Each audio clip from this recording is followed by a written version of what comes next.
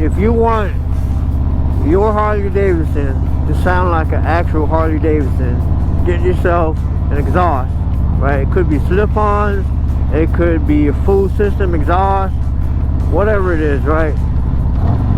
I went with Khrome Werks slip-ons.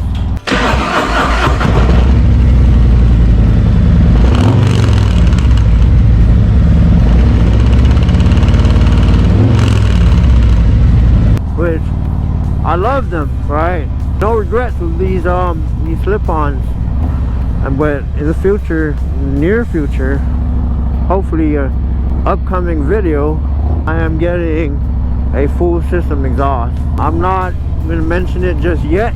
Alright, that will be uploaded in the future. I'll do a quick install and show you what exhaust I got.